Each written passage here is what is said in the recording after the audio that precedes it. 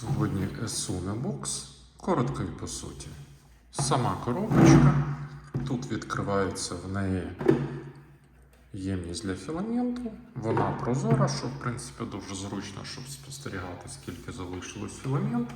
Блок живлення 24 вольта, 2 ампера. Трубочка для подачі вже філаменту безпосередньо в принтер, чи куди він там далі йде. Через неї можна під'єднати, і це досить зручно і комфортно. Зрозуміло, що з такою трубочкою можна використовувати будь-який філамент, хоч 1,75, хоч 2,85, хоч 3 мм. Жодних проблем.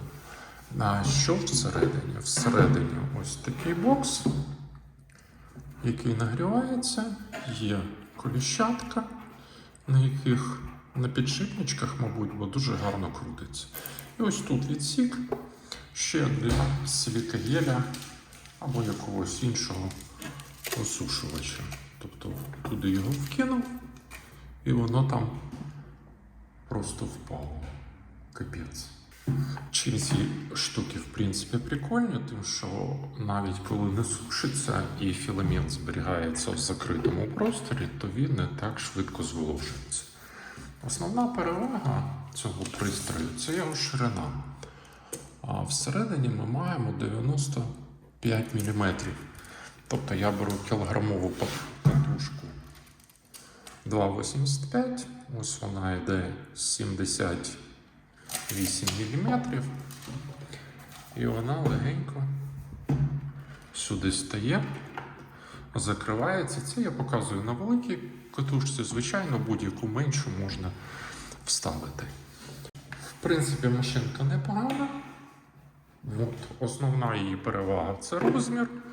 Знову ж таки, оцю штучечку можна переставити як вниз, так і вгору. За необхідності, я не знаю, кому як потрібно. І приєднати до принтера. І зберігати, в принципі, досить зручно.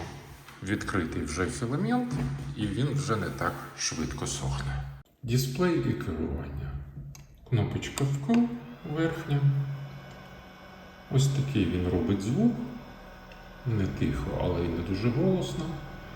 Кнопочка М, вибір режиму. 3 режими є. Температури. Стоїть ось тут написано темп. І вже цими кнопочками справа ми вибираємо вверх або вниз. Тобто 2 і 1. 1 це 40 градусів за Цельсієм, ПЛА плюс, двоєчка 50 градусів за Цельсієм, АБС плюс, П та Г.